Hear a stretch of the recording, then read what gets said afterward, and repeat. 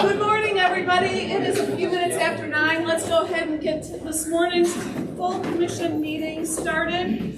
We're going to call it to order at 9:02, and we will start the Pledge of Allegiance. Pledge allegiance to the flag of the United States of America and to the republic for which it stands, one nation, under God, indivisible, with liberty and justice for all. Thank you. Very good. Attorney Hollenbeck, do we have any new appointments to our commission today? We do, Oh, that's very exciting. which means I can actually have something to do. Mayor Melton of Gary makes an interim appointment with Lori Latham, who is here. Good morning. Welcome. Thank you. And she will be with us until the mayor says otherwise. So maybe we won't tell him that, and you can just stay around. Just that one. Yes, it is in order, and that's all that has to Very happen. good. All right, I'm just It will making be sure that filed. we didn't have to vote on it or anything. So welcome, welcome, Lori, to the commission. Thank you for coming today, and we look forward to working with you. Thank you. So. And I don't think I could have done another election, so. Very good. All right, Candace, let's do roll call this morning, please. Certainly. Kyle Allen, Dwayne Arndt, Jenny Meyer, Thomas Black, Present. Austin Bonta, Kevin Brightsky, Here. James Burge, Here. Robert Carnahan, Here. Bill Carroll, Tim Clayton. Oh, I'm not doing the meetings, I just know that. John Costas from the city of Valparaiso. Dinah Dubras from the town of Michiana Shores. Present. Denise Ebert from the Here. town of Wanata. Here. Bill Emerson, Lake County Surveyor. Here. Connie Grammarosa, LaPorte County Commissioner. Keisha Hardaway, town of Maryville. Bonnie Hawksworth, town of Dune Acres. Christian Hendren. Present. Present, thank you. Vanessa Hernandez Orange, City of East Chicago. Present. Josh Huddleston, City of Hobart. Lori Hunt, town of Westville. Here. Justin Keel, LaPorte County Council. Scott Keenan, town of Ogden Dunes. Peter Land, City of Crown Point. Here. Colleen Lane, town of Long Beach. Lori Latham, City of Gary. Present. John Matrishin, LaPorte County Surveyor. Present. Tom McDermott, City of Hammond. Jack McGraw, town of Burns Harbor. Here. Wendy Miss, town of Munster. Present. Edward Morales, Porter County Here. Commissioner. Angie Nelson Deitch, City of Michigan City. Randall Niemeyer, Lake County Council. Present. Courtney Parfoon, City of LaPorte. Present. David Phelps, town of Beverly Shores. Present. Linda Pompey, town of Potawatomi Park. Present. Jim Pressel, governor appointee. Lisa Rosencrantz, town of La Crosse. Rick Rifa, town of Griffith. Warren Schacht, town of Trail Creek. Here. Tom Schmidt, town of Cherville. Here. Steve Spibar, City of Whiting. Here. Gerald Sweats, town of St. John. Present. Sharon Zuido, town of New Chicago. Mary Tanis, town of Dyer. Present. Jim Tunn, town of Chesterton. Present. George Topple, Union Township. Andy Vasquez, Porter County Council. C.J. Whitmer, town of Couts. John Yelkich, town of Lowell. We have 26, which were one shy of a full quorum of the full commission, but we do have a quorum of the executive. Thank you. So you need to convene Executive commission. So call that meeting to order. All right, very good. As we are one shy of the full commission, I will officially make this a executive board commission meeting, and I'll call that to order at 9:09 in the morning. Thank you. And I would just note that everything on the agenda can be approved by the executive board. There's nothing here that requires a full commission. So just the motions will have to come from this group of folks. Front table, okay, very good. All right. Thank you, Candace. The next item on our agenda is public comment, and there are no public comments this morning. I would like to move on to the approval of the minutes from the February 20th executive board meeting. Motion to approve. Thank you, Kevin and Jim. Any discussion? George is here. George is here. We just got Okay, let's convert to a full commission. All right. George, sit down. You're Mr. Quorum. We have Keisha Hardaway for town Oh, council. I'm sorry. So we've got two, so that puts us at 28. 28. All right, so per legal counsel, we are now back to a full commission, so please, motion away. What I just said, never mind. Yeah, exactly, disregard. All right, we've got a motion on the floor for the approval of the minutes from the February 20th meeting. We have a motion and a second. Any questions, comments about the minutes? Discussion? All those in favor, say aye. Aye. Opposed? The minutes are approved. Thank you. The next item on our agenda is the Leadership Committee. The Leadership Committee did meet this past Tuesday, and we have two pieces of action that will require, but first, we're gonna do staff recognition. So Ty and I are gonna take the podium. So for those of you that have been on the commission a while, we typically recognize staff at key points in their employment. And it gives us a chance for you to get introduced to some staff if you have not met them, acknowledge their service to NERC, but also it gives us an opportunity to embarrass staff by bringing them before you. So Floor Baum is here. Floor, if you could come on up. This is Floor's 5-year mark with NERC. Floor is our administrative assistant. She serves on the crack administrative team that does an awesome job keeping everything moving here at NERC. Sometimes you will see you're doing what Mary's doing right now with the video recording. If you work on the transportation committee at all, she keeps that flowing as well, which is a big job. And she always does so with a smile and with a really, really good attitude. So, Flora, congratulations on 5 years.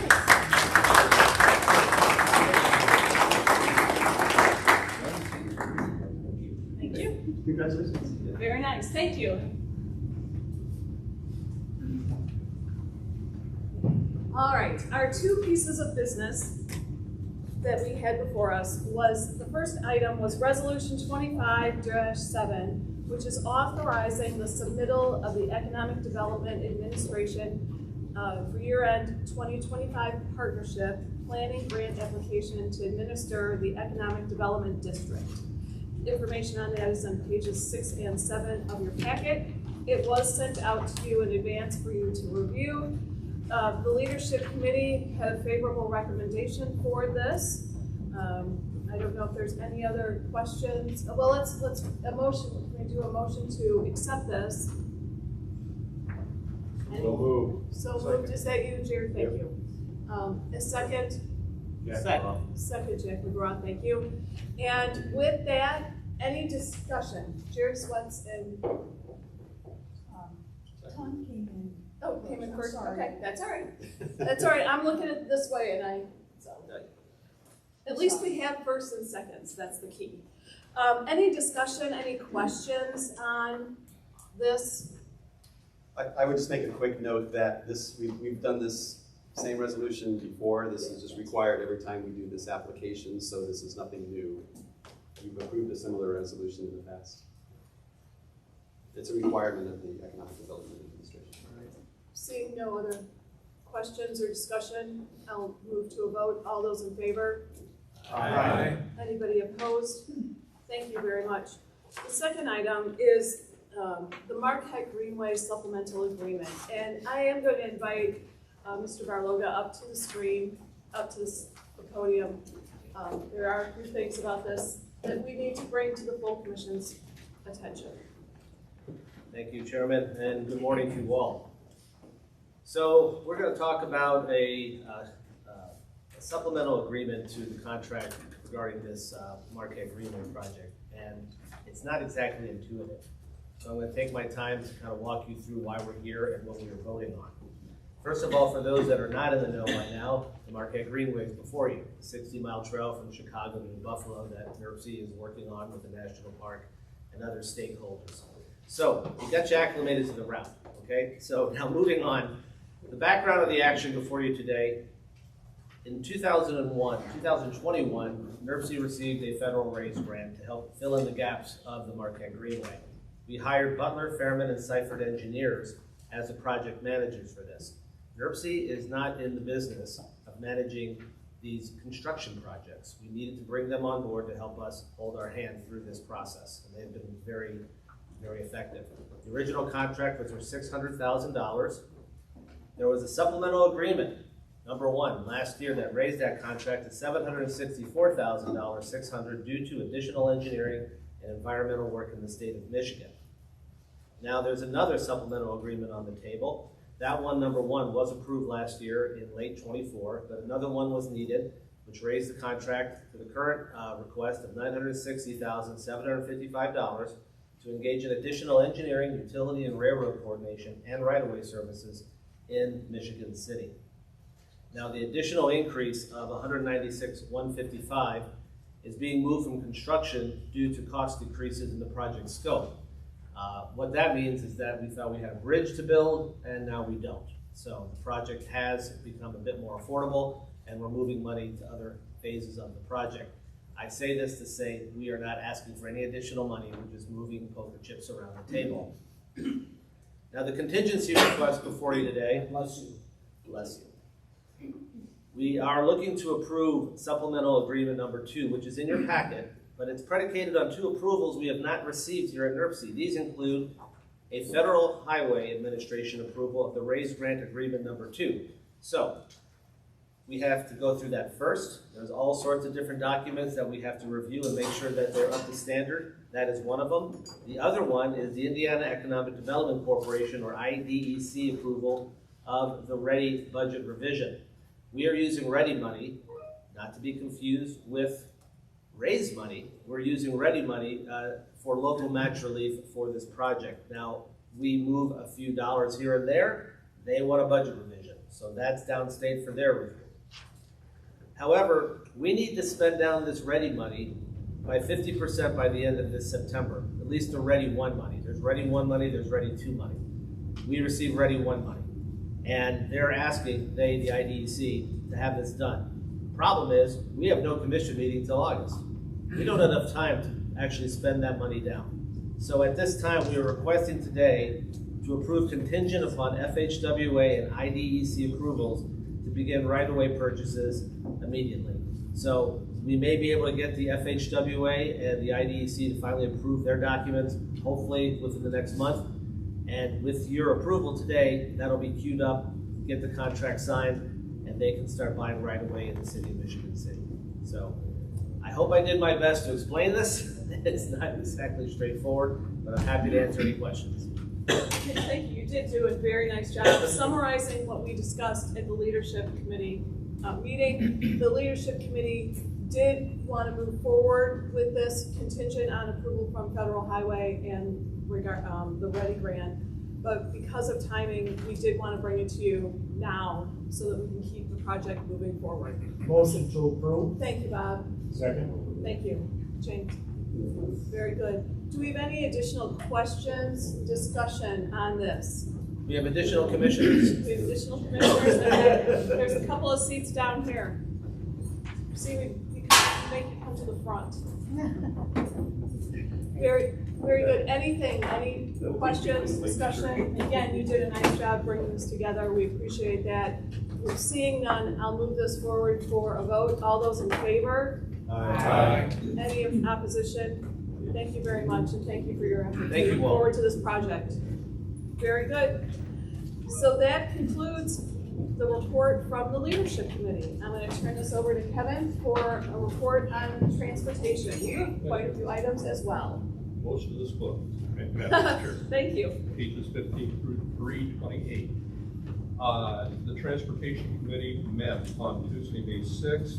The committee heard a presentation from consultant CDM Smith about NDOT's US 30 West Propel study, which is a planning and environmental linkage study of US 30 from State Road 49 in Valparaiso to just past Plymouth. The study is looking at improvement packages for multiple segments of US 30 to improve safety and mobility. A number of alternatives are under review. There will be a public meeting or on May 23rd from 4 to 6 at the Valparaiso Fire Training Station at 355 West Evans Avenue. In addition, there is a website, www.propelus30.com, where all project documents are posted. By the way, I understand that we still have yet to fund anything west of Valparaiso as far as the US 30 Propel. Haven't been granted that money by the state yet, but we'll just keep pushing on behalf of Western Ford County and all of Lake County to the Illinois state line. Tom Vanderloop presented Resolution 2508, which is found on page 22 of your packet. And this was approved the fiscal year 2026 Unified Planning Work Program. The resolution and supporting materials can be found in the agenda packet. Tom Vanderloop will summarize the UPWP. Mr. Vanderloop. Thank you. As Commissioner Brzezinski mentioned, the full document is included in your agenda packet.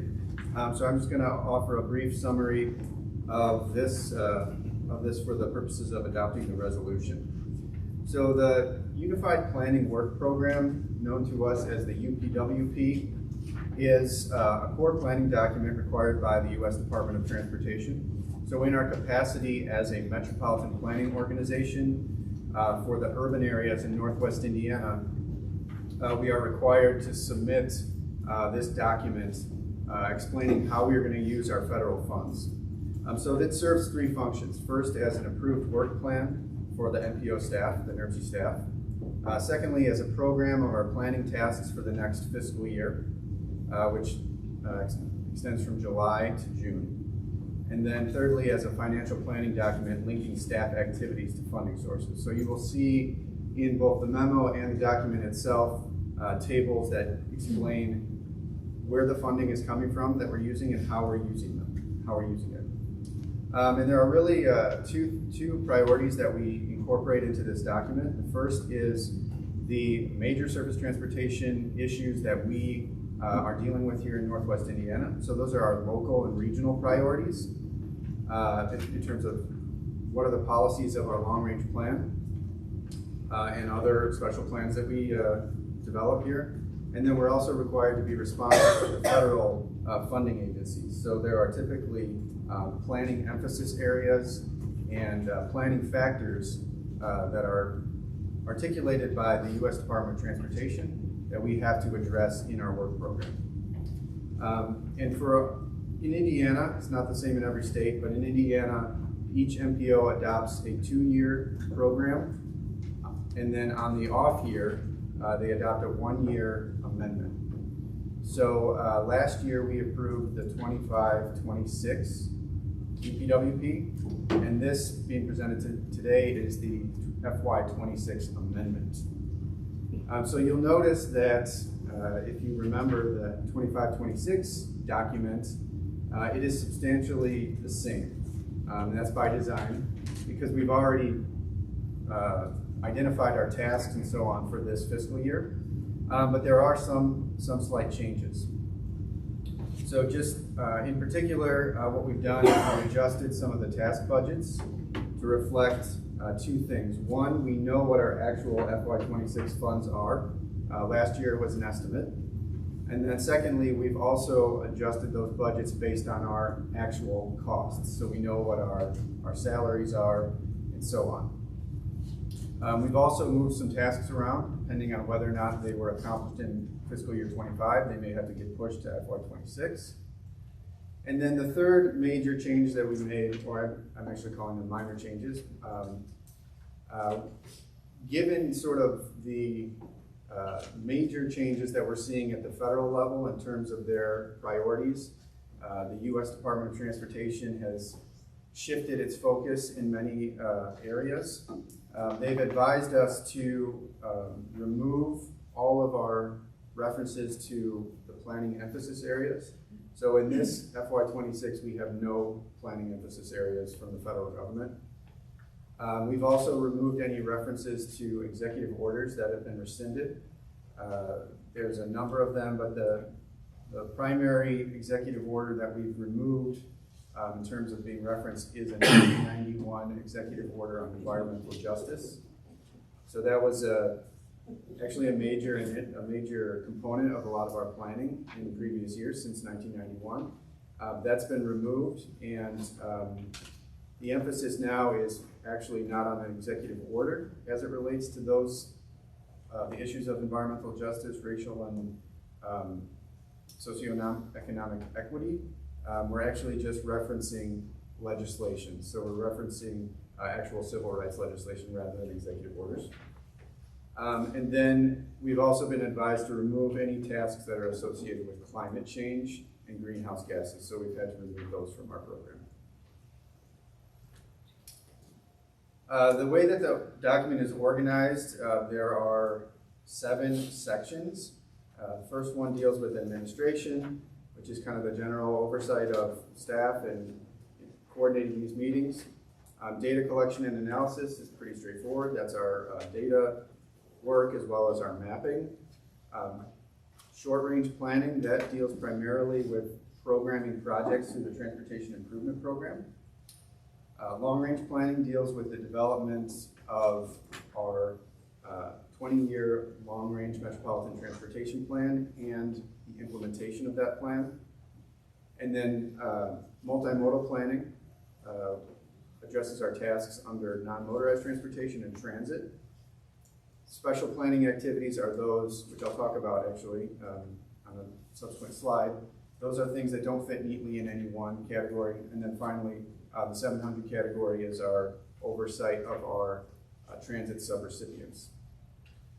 So the primary funding sources for this work plan are federal metropolitan planning funds called PL and Section 5303 transit planning funds. And those we received through the Indiana Department of Transportation in what's called the Consolidated Planning Grant.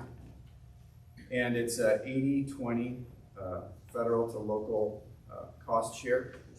So in FY26, our total costs, or our total budget for planning is $2.3 million. I will note that that is slightly less than FY25, and that's because we've renegotiated, I should say all the MPOs in Indiana have renegotiated the share of consolidated planning funds, and our percentage went down slightly, primarily because Indianapolis has grown quite a bit and they're now requesting a larger share. In addition to the Consolidated Planning Grant funds, there are also what we call flex funds. Those are funds that have been transferred from our Transportation Improvement Program for special projects. So we've transferred CMAQ funds, HSIP, so let me define these acronyms, Congestion Mitigation and Air Quality Funds, Highway Safety Improvement Program funds, and Surface Transportation Block Grant funds. And those we use to fund Drive Clean Indiana, a road safety audit program, and our electronic-based transportation improvement program software, respectively in those categories. And then I'll also just note that our current legislation requires that we use 2.5% of our planning funds on complete streets activities. This is something that we've always done anyway, but it's specifically identified. So the 2.5% is $57,000, which we will be using in FY26 to fund active transportation planning, which would include technical assistance, data collection, analysis, and public engagement. And then I'll just note those special planning activities that I mentioned earlier under that 600 category. Those include the Marquette Greenway, which you just heard a presentation on, the Road Safety Audit Program, which we We fund it through Highway Safety Improvement Program funds, and we partnered with local governments to conduct road safety audits at high crash locations in their communities. And then we also have a program that we're still developing called LPA, Local Public Agency Planning Assistance. And that's going to be a competitive program where we, again, partner with local governments to do some planning activities in their communities. So I will take any questions if you have any. I will say that the Transportation Committee voted last week to approve Resolution 2508, so they're recommending that this board adopt that resolution. Thank you. I'm sorry. There are no further questions. Yes, we have questions. We have questions. We'll start then, David. I just have a few. I can't remember if it was slide 10 or 11 that talked about the advice from the federal agency. I'm just wondering, when they say advice, is that something that are we required to make those changes based on that advice, or is it required? I think maybe the one, yeah, that one. Upon the advice of the Indiana Division of Federal Highway Administration, those 3 things. Yes, so that's a great question.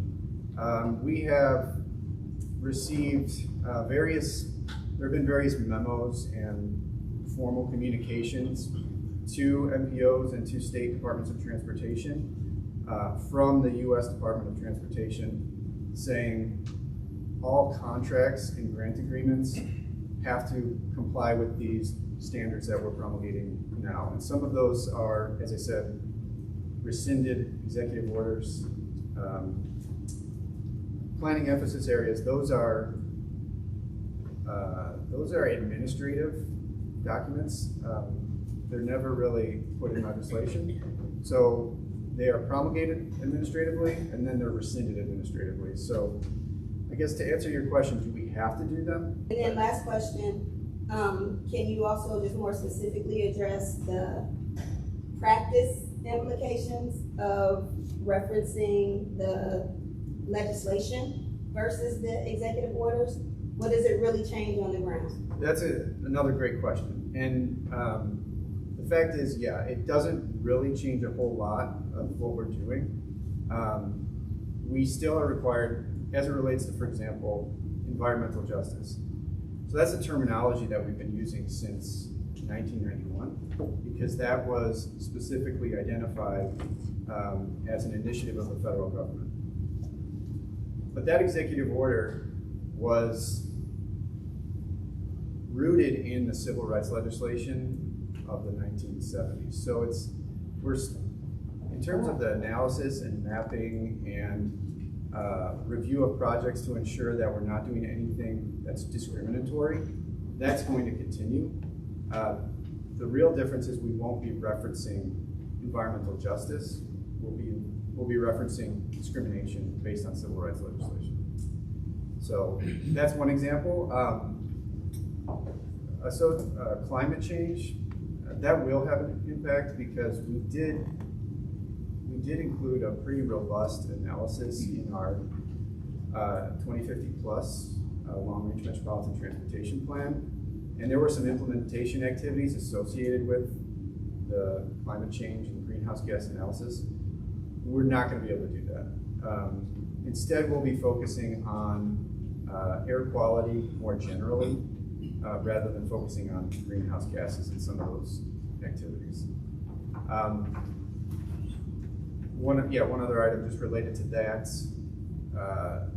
There had been, under the Biden administration, a movement to include actual greenhouse gas analysis as part of our air quality conformity work, which you'll hear about a little bit later.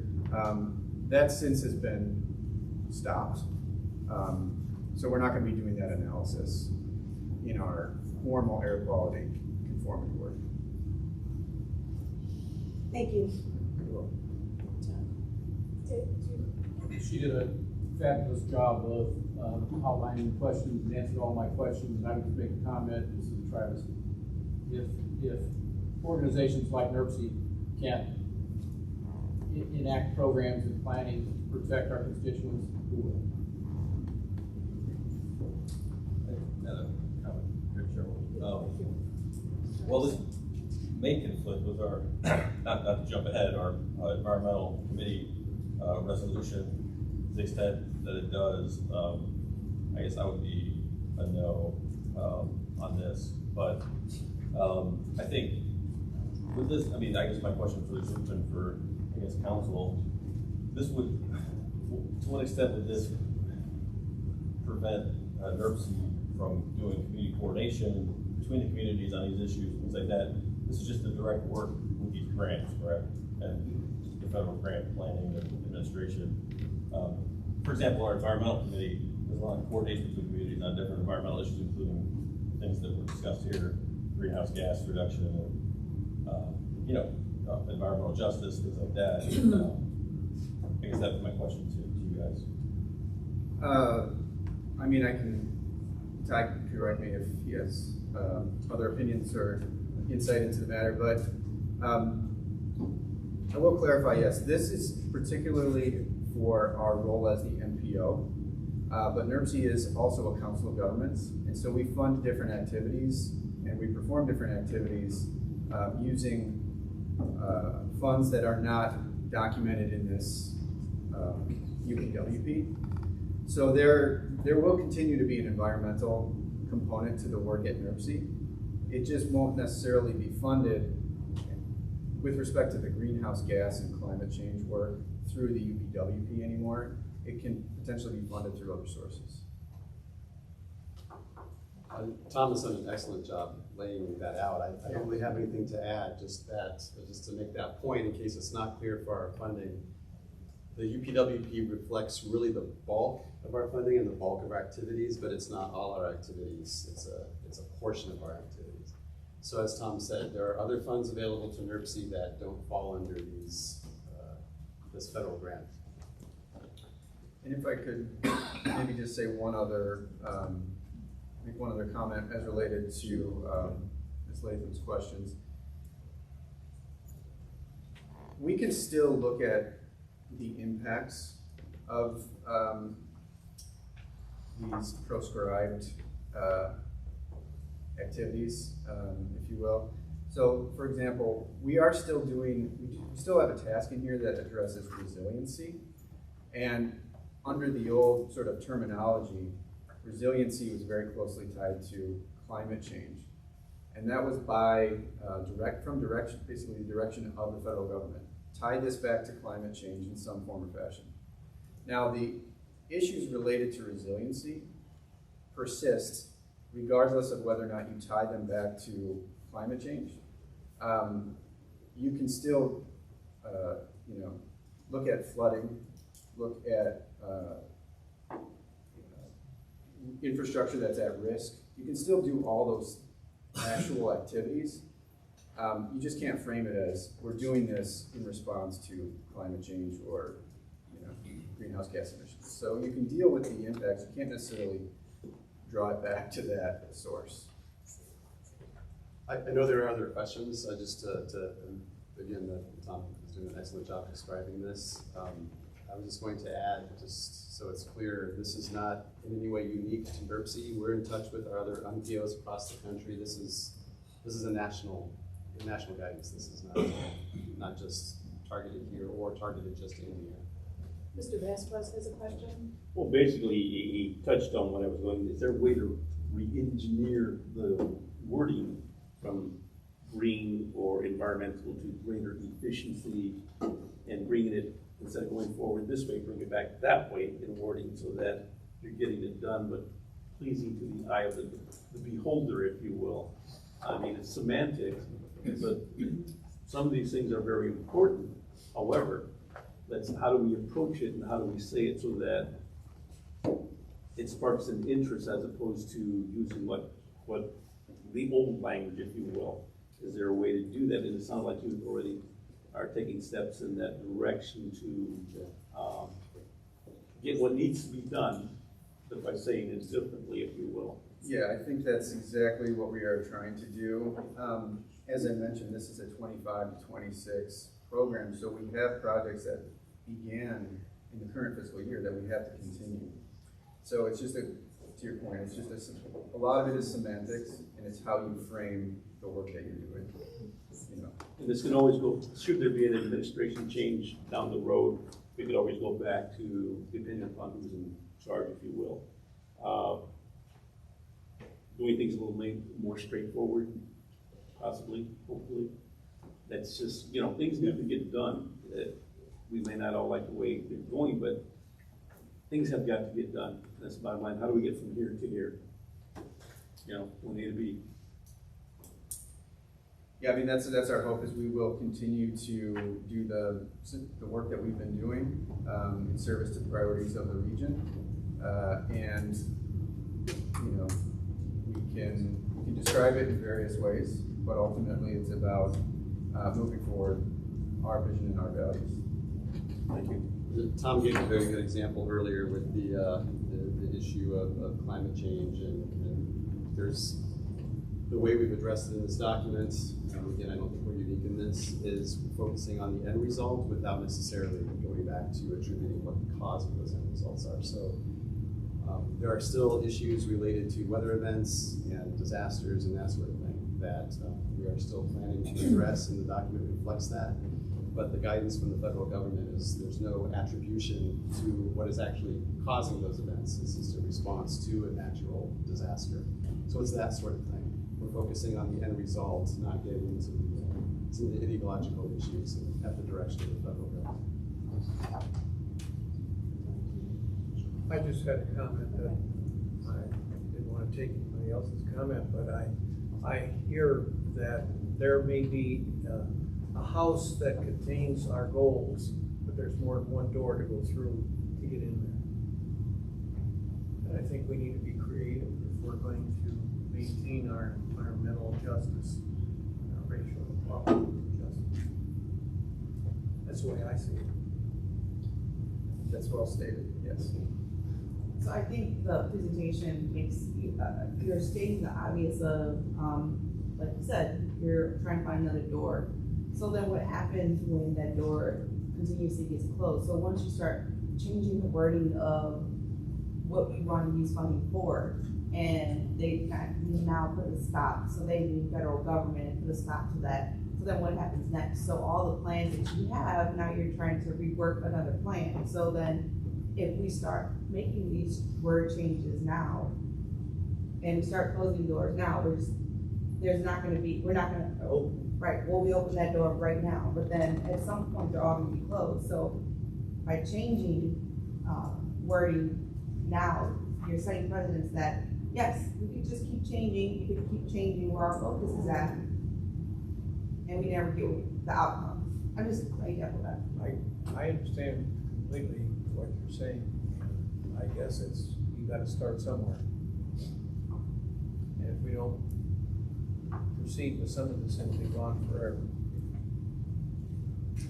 Yes, I mean, as I said, we have priorities that are identified by the federal government, and we have priorities that are identified by our local and regional communities and stakeholders. And our task is to merge those into a work program that I guess is responsive to both of those. And we will continue to do our best to do that, and we'll just be forthright and honest about how we're changing things. So this board will have the ability to review all of our work, and you know, I personally don't foresee substantial changes in the actual work being done, and I'm fairly confident that we will continue to you know, just continue to actually be responsive to the concerns that have been articulated here in the region. And I think those have extended through multiple administrations in the federal government and multiple transportation authorizations. So throughout all that, there's always been, I think, a pretty common thread, and we've tried to follow that, and I think we'll continue to do that. But, you know, of course, I guess if things were to change substantially substantially, then we would bring that to the board and we'd have to make probably a more difficult decision. Tom, having the opportunity to work on the Trump transition team in the DOT, like I did, their focus has not been shifted from results, as Ty referenced. It's about words and titles.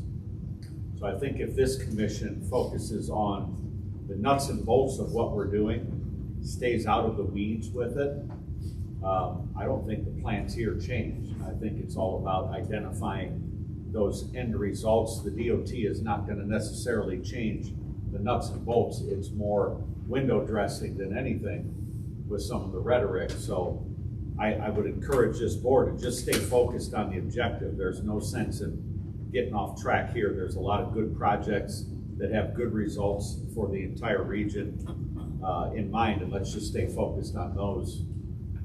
Because in my experience of working on that transition team, that was the entire focus, was nuts and bolts results.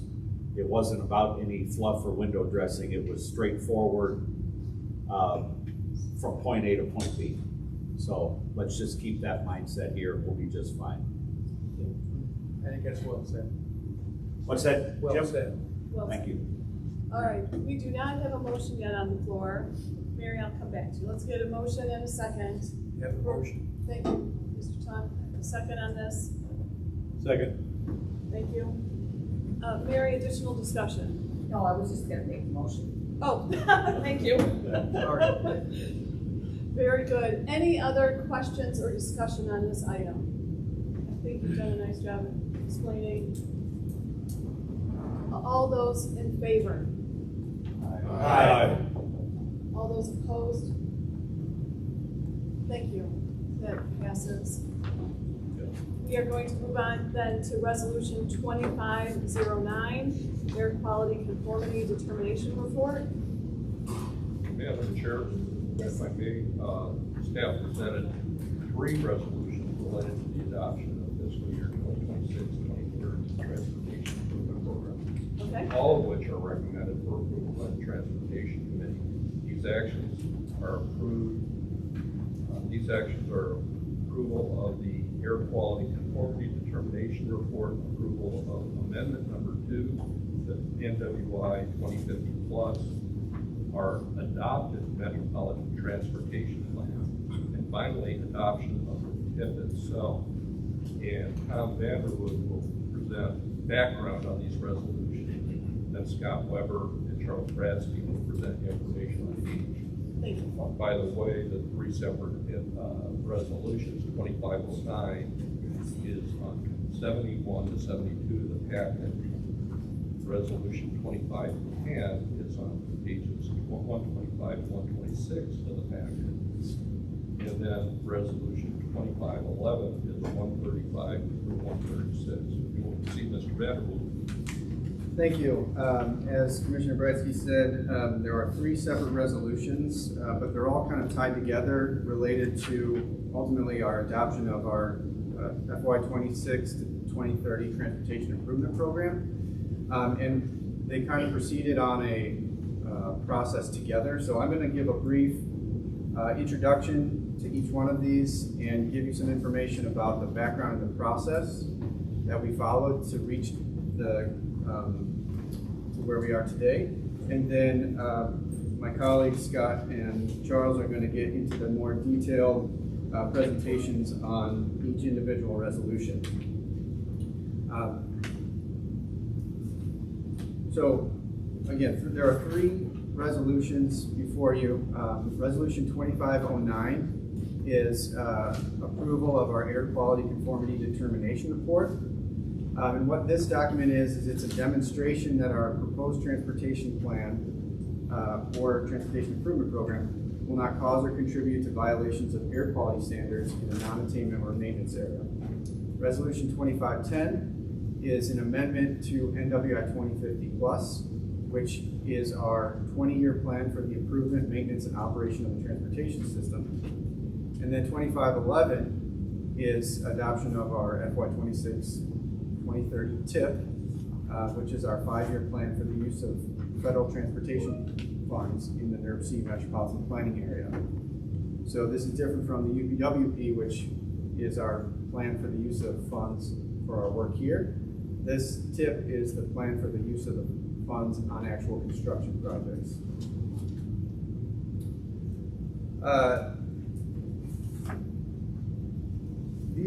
All three of these resolutions and these documents are the product of a process that began formally in September of last year. The timeline is here on the screen, but it began in September when NERC issued what's called a Notice of Funding Availability, or a NOFA, which is a call for highway and transit projects for the Transportation Improvement Program. Over the following months, the applications were reviewed and scored by staff and by working groups, and then they were analyzed with our travel demand model and air quality model to ensure compliance with clean air standards.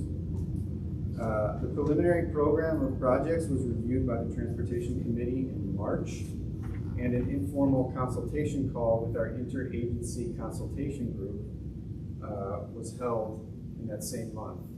And that ICG, Interagency Consultation Group, is a group made up of the environmental agencies and the transportation agencies. And then, in keeping with our public participation plan, all three of these documents were released for a 30-day public comment period in April. So during that public comment period, we held 3 public meetings, one in each county. We held one at the Porter County Government Center, the Maryville Public Library in Lake County, and the Michigan City Public Library in LaPorte County. We did have some visitors and participants in our public meetings, but we didn't receive any we just responded to questions. We didn't have any actual comments on the program at those public meetings. We did, however, receive a number of technical comments from our local, state, and federal partners. So we did make a few modifications to project descriptions and funding levels. All of those changes are detailed in the public comment report, which accompanies each one of these resolutions. None of the comments were determined to be significant enough where we would be requesting to take this back out for public comment. So we do have those revisions identified. I will say the most significant revisions were made to our to the transit portion of the TIP, and that was a result of some discussions that we had with Northern Indiana Commuter Transportation District, NICD, or the South Shore Railroad, and Gary Public Transit Corporation. So during the public comment period, we actually met to discuss how we were going to split up some funding that we received through the RTA, through the Chicago urban area. It's a common process that we follow every year. It just happened to fall right within this public comment period.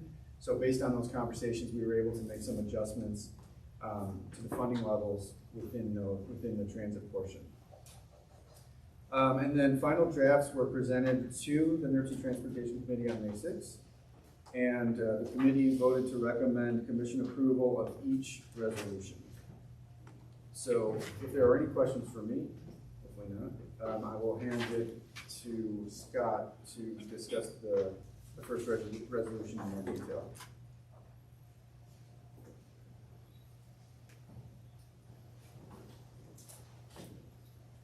So, thank you, Tom. So resolution 25-09 is about the aforementioned air quality conformity determination for the NWI 2050 Plus Amendment number 2 and the fiscal years 2026 to 2030 Transportation Improvement Program. And as Commissioner Breitsky said, that resolution itself is found on pages 71 to 72 in your agenda packets. But my brief presentation here is going to go over the memo that's found on pages 68 to 69 of your agenda packets.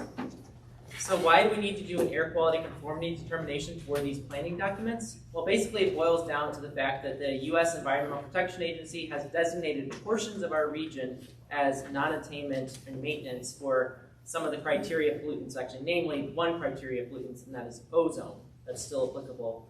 So 5 townships in Lake County and 8 townships in Porter County have been designated for non-attainment for the 2015 ozone standard. all of Lake and Porter counties have been designated, are currently maintenance areas for the 2008 ozone standard. And LaPorte County is a maintenance area for the 1997 ozone standard. Now, Lake and Porter counties were originally, are also maintenance areas for the 1997 ozone standard, but they were since been superseded by the more recent ozone standards. So also, air quality conformity is required by the Clean Air Act, Section 176C, which means that all new transportation improvement programs in any non-attainment or maintenance area require air quality conformity. And hence, because we're asking for an approval for the fiscal years 2026 to 2030 transportation improvement program, that happens to be a new transportation improvement program, so it meets the requirements of requiring air quality conformity determination. So what does an air quality conformity report show? Well, in the very lengthy middle portion of your agenda packets from pages 73 to 122, I will boil down to really two essential points. The air quality conformity report shows that NERC collaborated with the Interagency Consultation Group, or the ICG partners, to fulfill the Indiana conformity requirements. And as Tom just mentioned, those include both the environmental and the transportation agencies, specifically the Indiana Department of Transportation, the Indiana Department of Environmental Management, the Federal Highway Administration, the Federal Transit Administration, and the U.S. Environmental Protection Agency. And also, the conformity report must show that certain projects in the Transportation Improvement Program do not cause exceedances to our motor vehicle emissions budgets. And that means that implementing regionally significant non-exempt projects do not cause or contribute to the ozone precursor emissions, the nitrous oxides and volatile organic compounds above those budgets that are listed in the state implementation plan. So regionally significant projects are basically added travel lane projects, major projects like added center turn lane projects, those types of bigger projects, not most of the projects that we fund at NERC. So does NERC demonstrate conformity? If you were to read the report, yes, you would find that the ozone precursor emissions expected to result from implementing the regionally significant non-exempt projects in the fiscal years 2026 to 2030 Transportation Improvement Program in Lake and Porter counties are at or below the motor vehicle emissions budgets in the state implementation plan for the required analysis years. And this table here on the screen shows what those required analysis years are. You'll notice that some of those years are in the past, but we're still required to backcast the analysis for those years because those are in the state implementation plan. But the green check marks show that the emissions for both nitrous oxides, or NOx, and volatile organic compounds, or VOC, are at or below the budgets for those years. So that's where the green check marks come into play. And the brief science behind this is that the nitrous oxides and volatile organic compounds in cars and trucks on the road, in addition to the summer sunlight and warmth, which we're maybe experiencing a little bit today, will produce ground level ozone.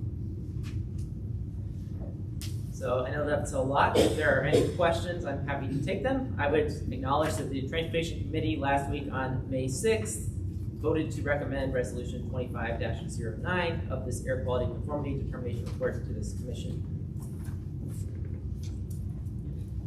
Thank you. So there has been talk downstate in following legislation over the last couple of sessions of trying to petition the EPA to repeal some of the emission testing standards. I know there's also been talk in DC within the agencies in DOT as well to take a visit of these non-attainment zones around the country. So should that occur, should that occur, is the commission prepared to make adjustments, able to make adjustments to this plan? And have you heard of anything that's come into the commission from the EPA or from Indianapolis that's talking about some of those studies that I know that have been kicked around? I just didn't know if any of them had been kicked off yet. We've had a very good conversation. Mary helped facilitate a conversation with IDEM recently, so we've talked about all these issues and the impacts of those discussions downstate. And the short answer is yes, we can adjust. We have to meet the current standards right now. Yeah, just like I don't want to open a whole can of worms here, but right. with the emissions testing and all that, this all plays into this calculation. So it's a balancing game of emission standards. standards, but under the current standards, as Scott's described, we're good, but in the future, sure, we pivot based on the new budgets that are given to us for air quality. Madam Chair, I'd just like to say that I've been here a long time. Every 4 years, we have changes in state and federal administration. We make these modifications to suit the people who are making judgment on this version of funds. And that's really what we're dealing with today, is making sure that we have the appropriate funding to deal with the transportation network. So we adapt, improvise, overcome every 4 years. Thank you. As we have been presented with the information regarding Resolution 2509, I'd like to ask for a motion from the floor based on the recommendation from the committee. Do I have a motion to approve this? Mary Tanis? Second. Thank you. Give me a second. Do we have any additional questions or discussion? Then I'll move forward with the vote. All those in favor? Aye. Opposed? Thank you. Thank you, Scott. The next time, we're gonna go similar level of detail for Resolution 2510. This is the amendment to the NWI 2050 plus. So this presentation will be much briefer even. So Resolution 25-10 deals with Amendment Number 2 to NWI 2050 plus. That is our long-range transportation plan for our region that we adopted in July of 2023. This is only the second amendment, and really it is just a boilerplate amendment to add the projects that came about from this new transportation improvement program process. So really, it's really just adding a reference to some specific projects that came about from the process, and I'll explain that briefly here. The memo that this presentation will follow was found on page 123 of your agenda packet. Why do we need to amend NWI 2050 plus? Well, basically, there are some federal transportation planning requirements. Metropolitan planning organizations, i.e. NERCs, TIP must be consistent with its long-range transportation plan per 23 CFR 450.326. Since NERC is seeking adoption of a new transportation improvement program, fiscal year 2026 to 2030 transportation improvement program, and also NWI 2050 plus happens to be our long-range transportation plan, Amendment Number 2 would clearly link the new transportation improvement program to the plan. Now, if this were only the case, we might not be required to do an amendment because we could argue that our plan already, or NWI 2050 plus already includes these projects. However, there are also air quality conformity requirements that come into play. Since fiscal years 2026 and 2030 transportation improvement program contains any regionally significant non-exempt projects, those are the types of projects that I mentioned, like new added travel lanes or new center turn lanes, those are mostly NDOT projects, that are new or different in scope from NWI 2050 plus before our transportation improvement program adoption, that we are actually required to amend our NWI 2050 plus, or our long-range transportation plan, before adopting the new transportation improvement program. So how are we amending NWI 2050 plus? It's actually very simple. It's just a technical change in wording to reference the new date of this air quality conformity determination that we're seeking, that we just approved today. So on page 10 of NWI 2050 plus, you'll notice originally it includes a date of February 20th, 2025, that air quality conformity determination report was filed as. That was from Amendment Number 1 that we did back in February. And so then the requested change from our amendment is just to change that date to May 15th. That's today, 2025. That's referenced on page 10. So that's all you really have to do. That's the only reference to the wording that's required for this amendment. Are there any questions there? This Resolution 25-10, which you'll find on pages 125 to 127 in your agenda packets, was also favorably recommended by the Transportation Committee last week on May 6th. Very good. Thank you. Do I have a motion to move forward with this? So moved. Thank you. Bob, second? Second. Thank you, Jim. Do we have any additional questions, discussion? I'll go forward with the vote. All those in favor? Aye. Opposed? Very good, thank you. Thank you, Scott. We appreciate all your efforts on this. The next item on our agenda is to look a little further at the TIP. Mr. Bradsky, the floor is yours. Thank you. Good morning, members of the commission. So this is the 26 to 2030 Transportation Improvement Program. And those of you who are familiar with NERC and know the process know this, but this is kind of some background. The TIP, or the Transportation Improvement Program, is a short-range plan. It's how we program federal funds over the next 5 years. So this is a concrete plan of our long-range plan, which goes out to 20 years. And it's required to have realistic prices or estimates of costs for construction projects in the region. There are several people that have input or have the opportunity to add input to our transportation improvement program. That is the commission, everybody here in this room, actually everybody in the region has the opportunity to comment on this. And we're using federal funds, NERC managed federal funds to fund our local projects on our roads and intersections. So Northwest Indiana has 6 different urbanized areas. There were a new one that was just created last year with the 2020 census. In the past, we've always had the Chicago, Illinois, Indiana urbanized area, in the blue, as you see. We've also had in the orange in the upper right in Michigan City, LaPorte, urbanized area. And then a new one that was created, or actually 2 new ones were created. In the purple is the Valparaiso, Shorewood Forest urbanized area, and then the Lake of the Four Seasons urbanized area. We've also had the Westville and the Lowell urban areas in the past. Those in the yellow are smaller urbanized areas, and they mainly get their funding through the state. So the state has their own rural improvement program, and they fund projects through there. I do want to note that there are 2 projects in the Lake of Four Seasons urbanized area that we had funded in the past, because in the past they were part of the Northwest Indiana urbanized area. So that means we're managing 3 different pots of money for projects in Northwest Indiana. Fortunately, we made that simpler last year by combining the funds of the Valparaiso Shorewood Forest urbanized area and the Chicago, Indiana urbanized area. So now we're still managing 2 different pots of funds for projects. As Tom went through and described the process and the timeline, projects, we are funding projects in 26 through 28.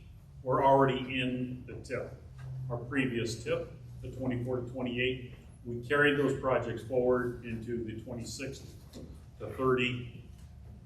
And then we had approximately 49 million available in 29 and 30. We did have 30 applications in our NOFA last fall, totaling 80 million for the 29 and 30. We did not have any projects that were awardable. We had several that could have been awardable, but we did have some issues. Do I dare call them issues? They were just factors that limited NERC's capacity to add new projects. One, we're required to offer a constraint tip. That means what's in our bank account, or what we expect to be in our bank account, is all the money we can spend. So we did have a lot of legacy projects and a lot of transformational legacy projects, bigger, larger projects that will improve, that we believe will improve the life and quality of life in Northwest Indiana. They were already in the process of being funded, and so now just getting them to cross the finish line, getting them to construction was added. As I mentioned, Lake of the Four Seasons urbanized area is now a smaller UZA, so we did lose funds from that urbanized area. That also hurt us.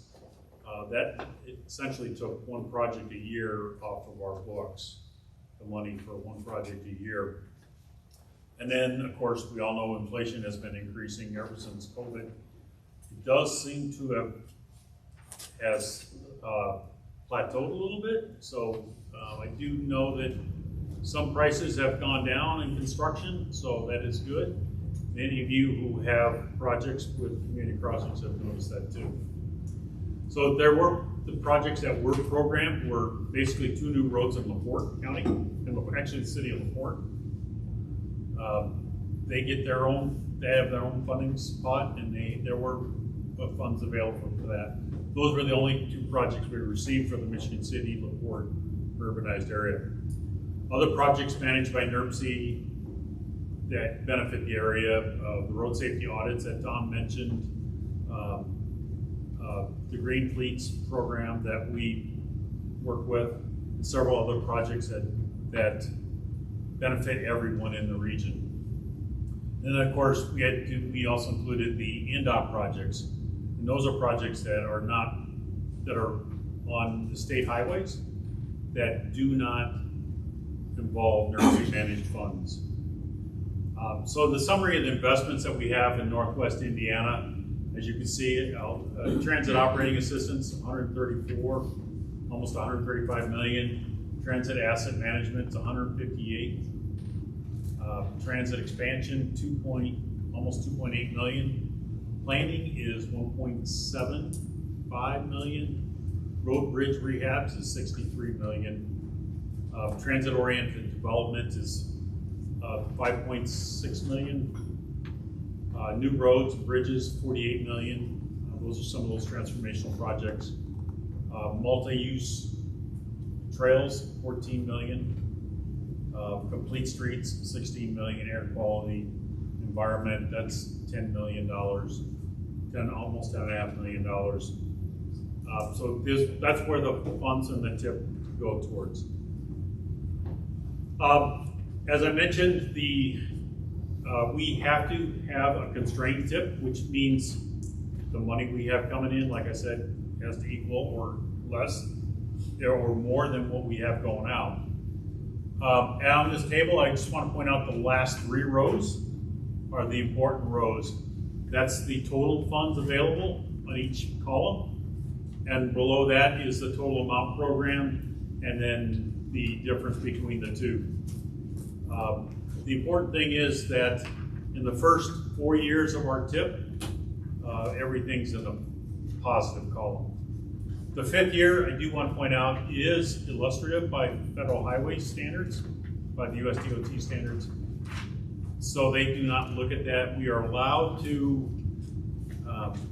go into the red in that year, but on the next TIP, that will have to be constrained. What this does is it allows us to have some projects in the future that do need to keep moving, and in order to get their reviews, in order to get their approvals, as those projects move along, they need to show a timeline in our TIP. We're allowed to have a 5-year TIP, but Federal Highway only recognizes a 4-year TIP. The transit program, first off, it's the same policy as the surface transportation, the surface infrastructure. In the years 26 through 28, those were already programmed. We just carried those forward. And then we have the new split agreements that agreed upon with our direct recipients. That's NERC, GPTC, and NICD. And in 29 and 30, we've had a policy, and it's always been this policy at NERC. We're going to fund operating assistance first and foremost. That's what those transit operators need to keep the doors open. And then preventative maintenance. That's what they need to keep their vehicles on the road and running. And then lastly, capital projects. So that's how the process is on that. Again, must be fiscally constrained. This is the Chicago urbanized area. If you want to look at the very bottom, the total available, and just to show that everything is we have a positive balance. In the Valparaiso, Sherwood Forest, and the Michigan City urbanized area, they only get what we call 5307 funding. 5307 is a general type funding. They do not, there's 4 different fundings. 5307, the general funding, as I mentioned. 5310 is for seniors and other able individuals. 5337 is for rail, state of good repair for rail. And 5339 is bus and bus programs. So Valparaiso and Michigan City, urbanized areas, they don't get any of the other, they only get 5307 funds. Again, if you look at the bottom, we are positive for every year. If a provider, an operator in Valparaiso or Michigan City wants to get the 5310, 5337, or excuse me, 5339 funds, they apply directly to NDOT for NDOT funds. Those funds are generally lesser than the 5307.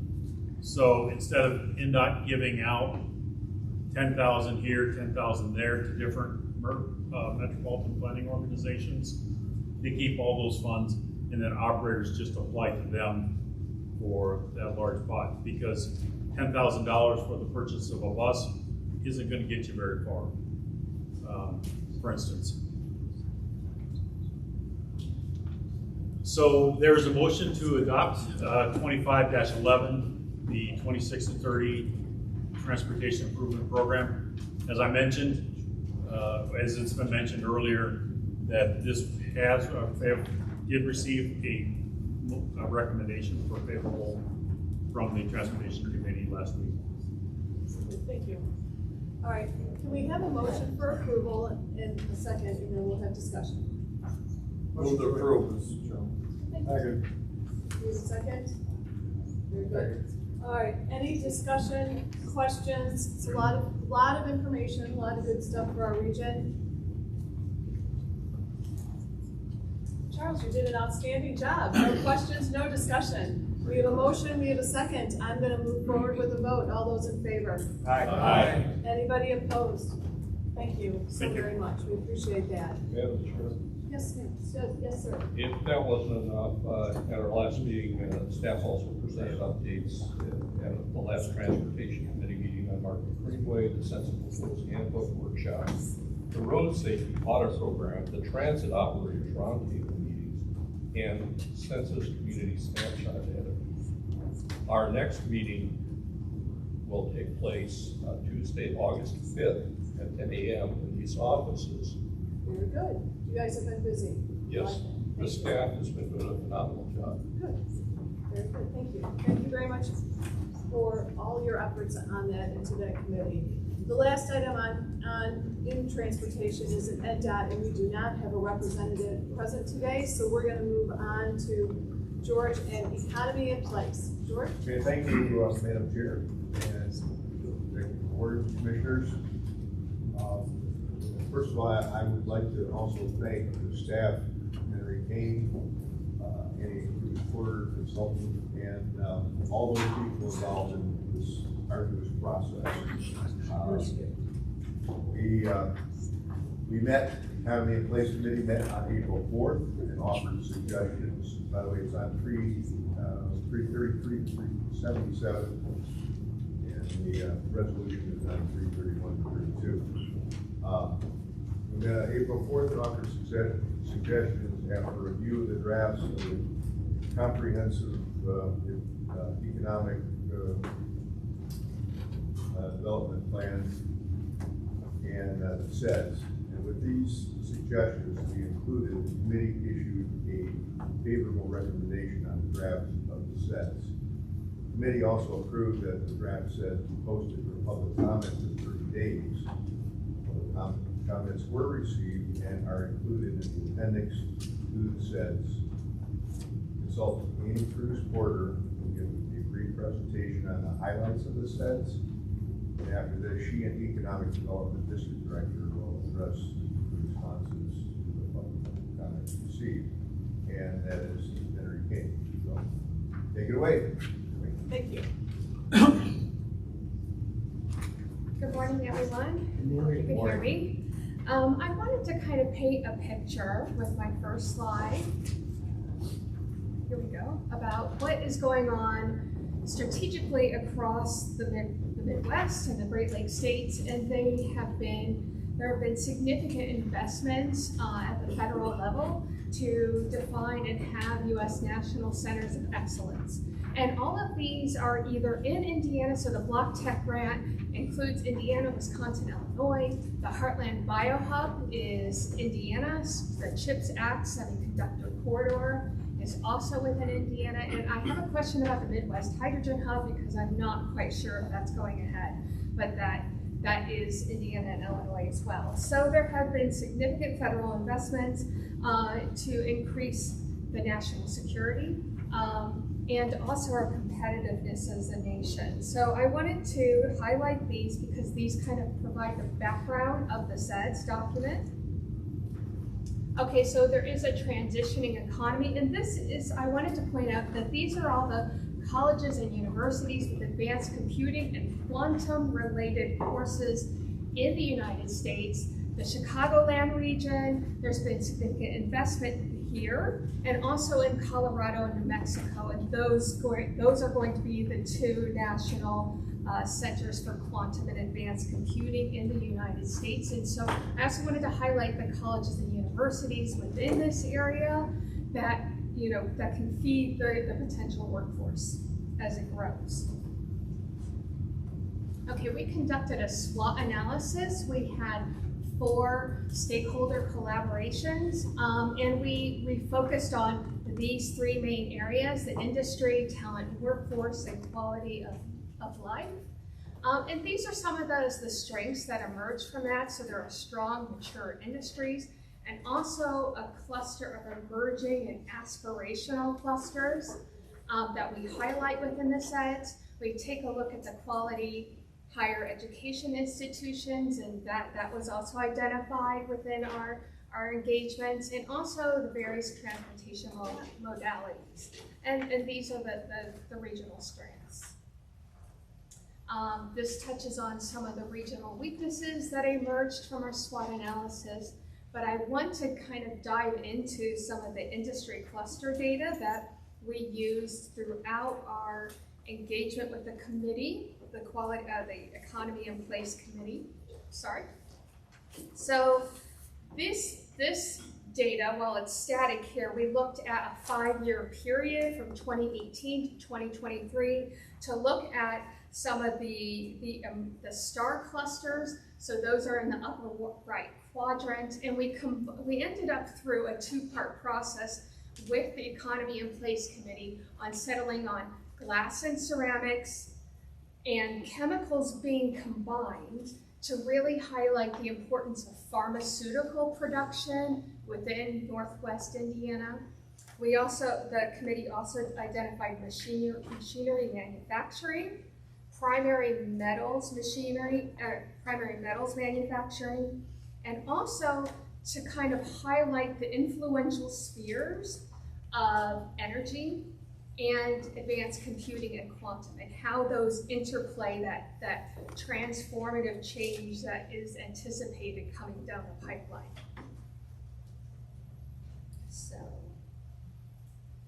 So let's dive into goal number 1.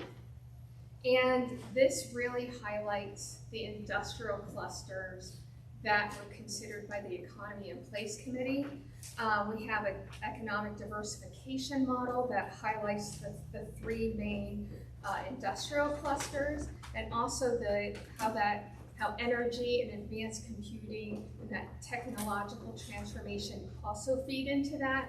So Goal 1 objectives are really about building an ecosystem that will help the region support these industries, whether they are declining, whether they are growing, but whatever the case, that these remain competitive and position the region for growth and having a competitive economy.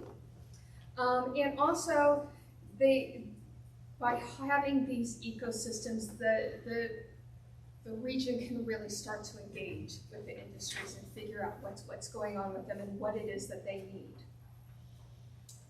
Okay, so then too, workforce resiliency really came up, and we wanted to look at the potential to establish a workforce-oriented public-private partnership for emerging industries. This is especially important if you want to kind of see growth within advanced computing and quantum technologies as those grow in the Chicagoland region. The growth projection looks to be exponential over the next 5-10 years. So to kind of embed the importance of building that up now and establishing what kind of educational pathways can be defined with the regional institutions. Oh, and I also want to say that NERC will continue to support the Center of Workforce Initiative. Yes, yeah, there's a lot of acronyms to increase labor force participation and address the skill gaps that exist within the region as well. So while these are all ancillary and kind of local clusters that really do feed the importance of the industrial sectors that we're targeting within the SEDS, because you can't do, you can't build a quantum facility if you don't have construction and energy and things of that nature.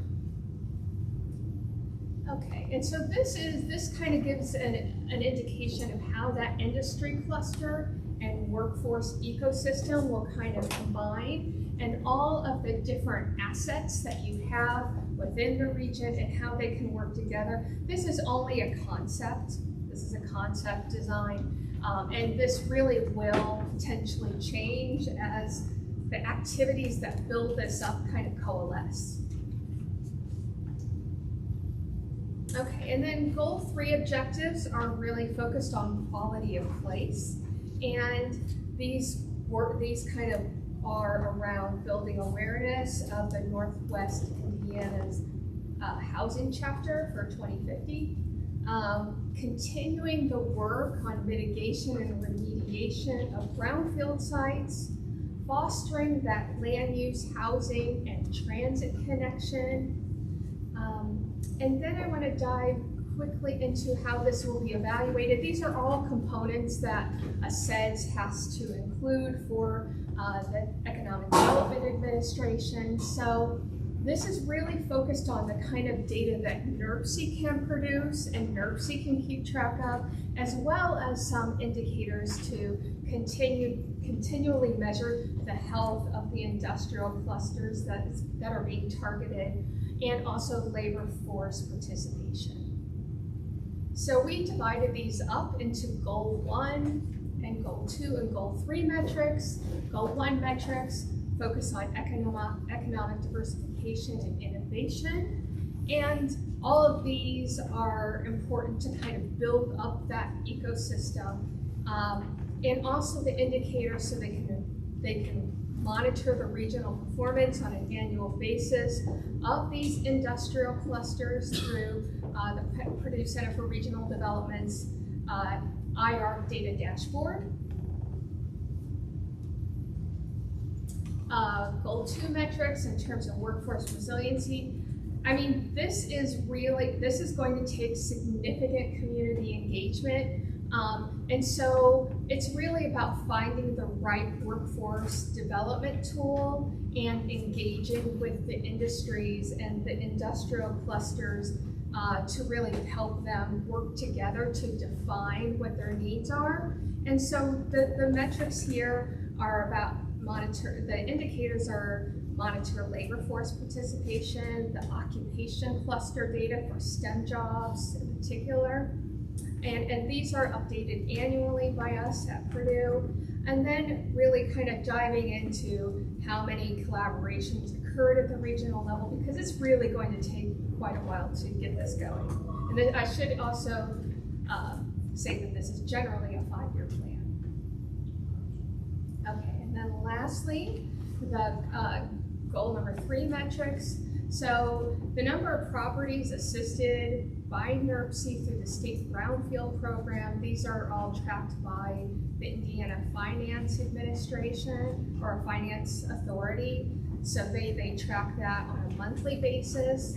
And also looking at the number of housing collaborations at the regional level and how many times NERC has provided technical assistance to local units of government on the data pertaining to transit, housing, and land use. And then lastly, we're concerned, we put together SEDS, Regional Alignment and Governance. So this is the number of applications submitted with partner organizations, and it really kind of comes down to, where is NERC fitting within the entire, and building on the assets that already exist here within the region.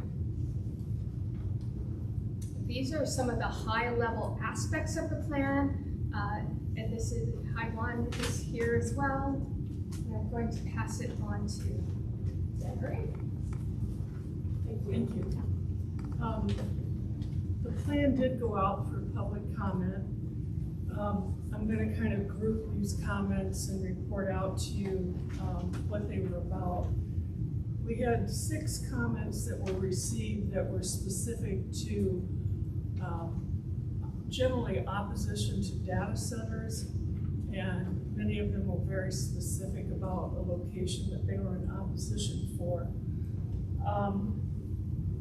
NERC's response recognizes that data centers, there's a role for them in the modern economy, but it also recognizes that site approval rests with local officials, whether at the local or county level.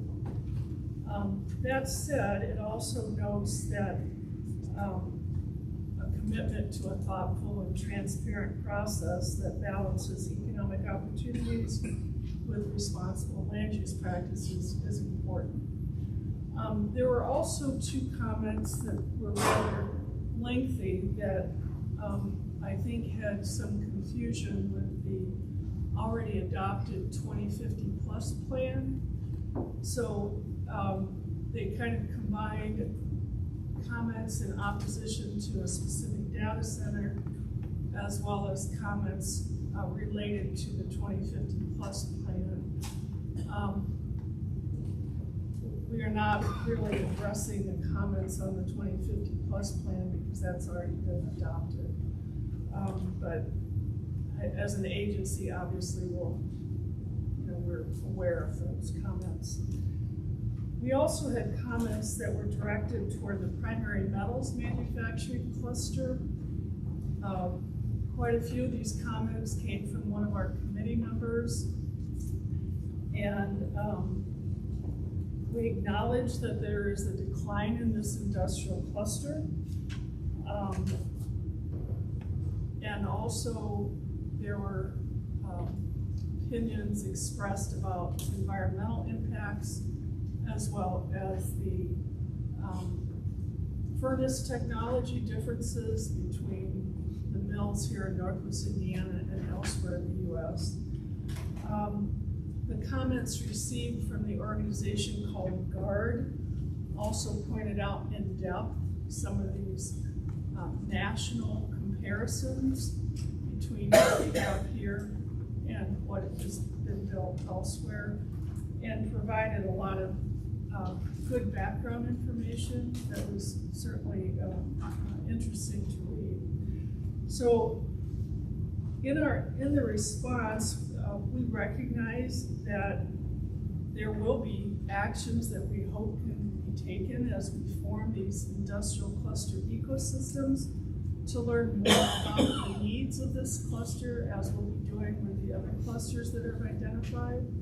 But we also recognize that a lot of the factors that are influencing the primary metals cluster are global and national in nature. So whether we can have an influence on those remain to be seen. So part of this exploration, not just with primary metals, but with the other industry clusters, is to learn directly from those companies, what is impacting them, and brainstorm as to what value NERC can bring to helping explore solutions to problems that might be identified. In addition, the GARD comments reference the 2040 plan, so it makes it a little difficult to respond to comments on a plan that is no longer current. So, and then the last comment was from an organization called Just Transition, Northwest Indiana's. Most of their comments were concerning the environmental compliance record of the industries in Northwest Indiana. And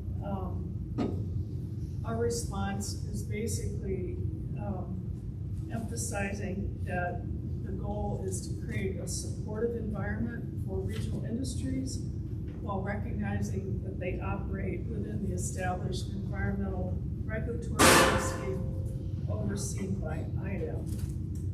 So that's kind of an overview of the public comments that we received. The information that was linked in your packet had the preliminary responses to those public comments, and we'll be probably clarifying a few of those comments as we produce that final public NERC response to those public comments. Thank you very much. All right, lots of really good information. Thank you for all your efforts in that. It's nice to see the input that we had, how it all came together. So, and to those who participated, we appreciate that very much. There is George, a resident. Oh, go ahead. Okay, I just want to again thank Superintendent Keene, Cruz Porter, and all the others involved in this process.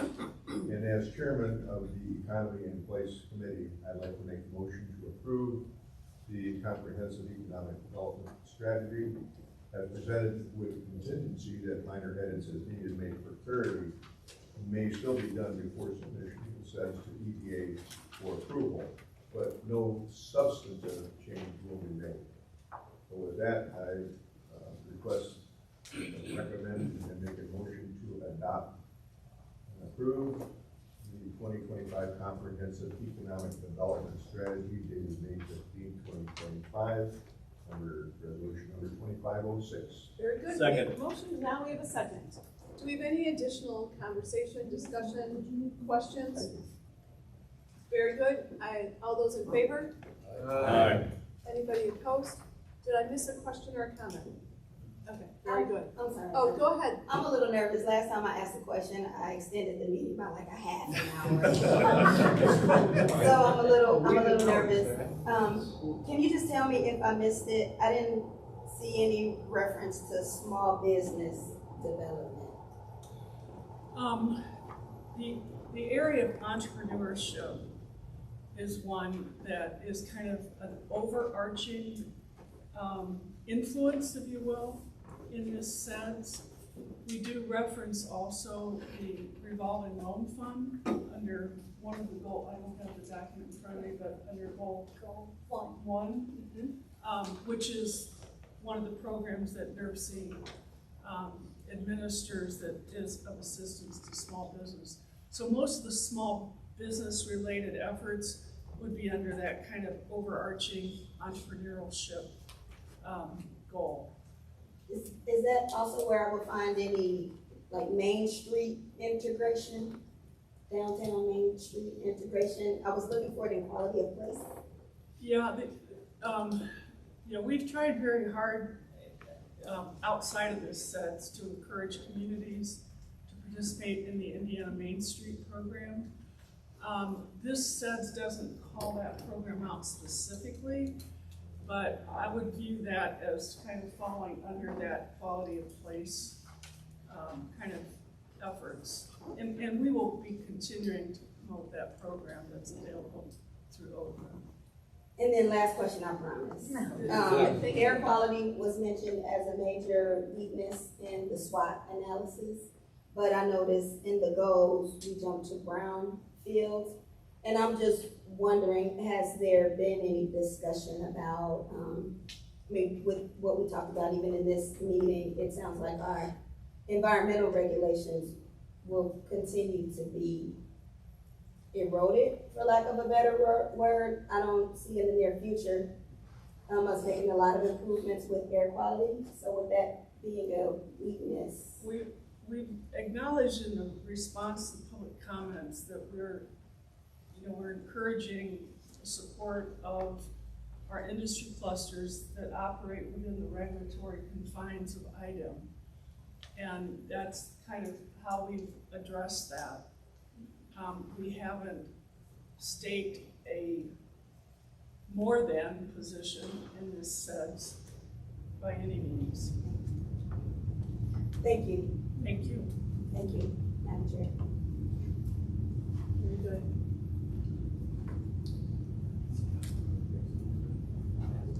We have a motion, we have a second on the floor. Any other discussion? Thank you, very good comments. All those in favor of accepting the resolution, say aye. Aye. Opposed? Very good, thank you. Thank you for all your work on that too. The next committee to share. Yes, yes. We passed a lot of resolutions here today. We have. I know that, and I may have missed this, but I thought we had a first and a second on 2511, but I don't know, did we ever vote on that? That's what we just voted on. No, that was 2506, the one we just voted on. Oh, my apologies. Thought we did, but What are we- Candy, can you? Thank you, 2511, that was Charles's. Schmidt and George Hubbard. Right, but I don't know that we as a board. We talked about, we Right, talked. I don't know that we voted on. Well, let's just, to Dot and I, cross the T. I just wanna I don't make mind, sure. let's go ahead and Distance. re-vote or vote for the first time. We're backing up to resolution 2511. It was the resolution for the Transportation Improvement Program, which is extremely important. We had Tom Schmidt. And George is a second. It's a second. All those in favor of accepting that? One comment, should that have been 2511 instead of 2506? No, 25-6 was what we just approved coming out of the economy in place. Okay. Did we now vote? I don't know that we did. Let's vote. All those in favor of approving the TIP? Any opposition? Very good. Thank you for catching that, and we'll move on. I appreciate that. That's right. Better to safe than sorry, because that's an important process. All right, Mr. Emerson, I'm going to turn it over to you for. Thank you, Madam Chair. Good morning, everyone. Before I get into our meeting and resolution thing, I asked Reggie Corthals if you could stand for a second. I want to acknowledge a big moment in the state environmental community. This week we had the Indiana MS4 partnership meeting down in Plainfield, and there were 400 attendees, 95% of MS4s throughout the state. That's the Clean Water Program, the MS4 Clean Water Program attended. Reggie announced this is her last year sharing it after 17 years, so I wanted to say thank you.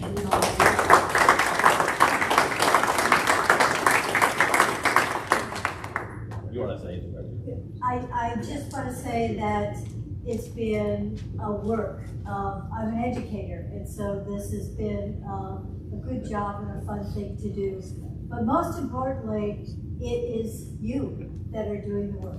And we try to identify individuals that do outstanding work. And this year, an award was given to the city of Hobart and Tim Kingsland for the enormous work that they've been doing in water quality. We've been looking at working with IDEM. I know many of you sit here and know about House Bill 1037. They were able to talk about it, but they'll come back at Purdue. July the 9th, Purdue has a LTAP training for stormwater and give us more. The big things right now is the city of Evansville and the city of Fort Wayne that are being elevated to phase 1 permits, and a lot of other communities that are being added to the permit list. But when you look at all this and you look at how people are participating. The state of Indiana is at the top. You know, we have great work by the communities, by the elected officials, and that's what made this so successful. And you're a good example, Bill. You come all the time, and it's a good thing. So I got my feet wet in water here at NERC with Lee Botts and Mark Rushkin and work, and then Tom Easterly took me to IDEM. So this has been a good journey. Thank you. Thank you. Thank you. And thank you, Madam Chair, for letting me acknowledge her. We met, the Environment Committee met May 1st. We had several updates from our partners, Green Fleets, Brian Kisek gave us an update of the Lake Michigan Culture Program. Jen Birchfield did a community update, and Kathy did our Substance Tools Handbook workshop update. And we also had Mallory Medlin from IDEM join us for the Partners in Clean Air initiative that IDEM is doing. It's a great initiative. A lot of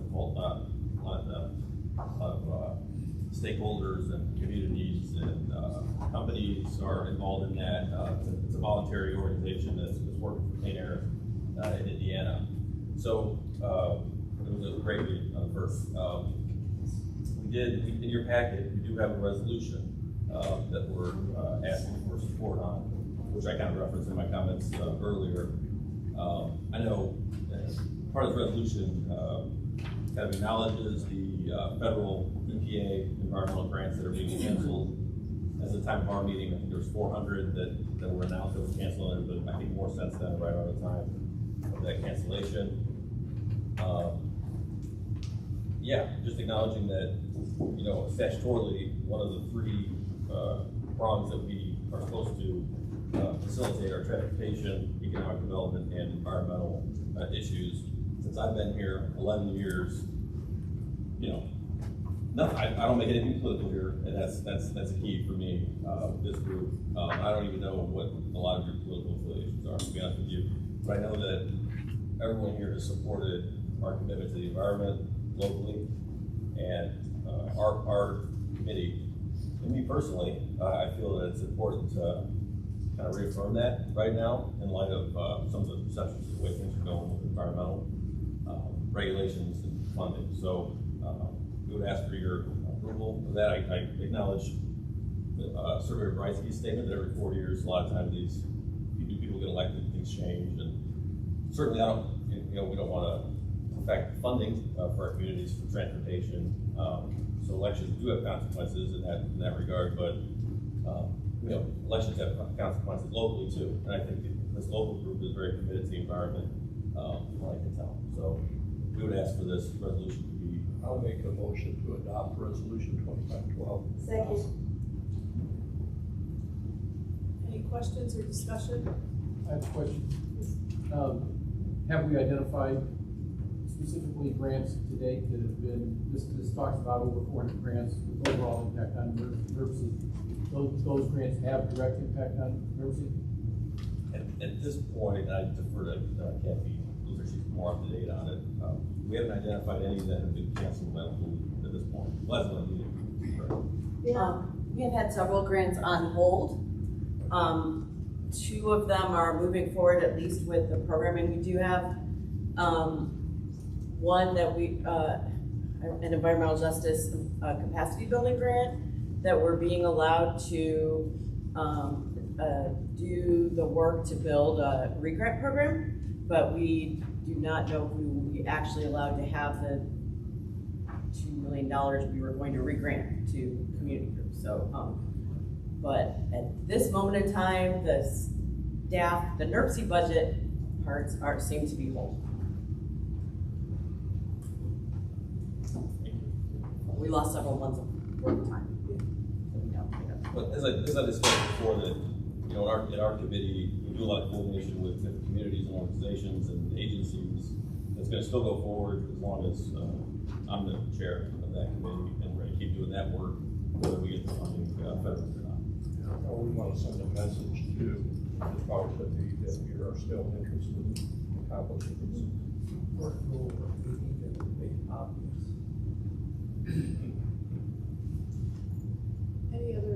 question or comments from the board or? Very good. Now move for a vote. All those in favor?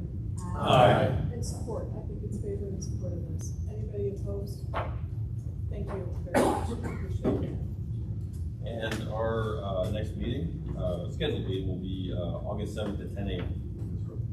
Thank you. Thank you very much. All right. Any other business to come before the commission? All right, I've got other business and then I got an announcement. Okay. But I had, we're all elected officials and we have dealings with our police. I had one of my police officers send me this week, and I'd like to lift this up. National Police Week, honoring our heroes. National Police Week is May 11th through the 17th of 2025. In 1962, President Kennedy proclaimed May 15th, which is today, as National Peace Officer Memorial Day. The calendar week in which May 15th falls as National Police Week, established by a joint resolution of Congress in 1962.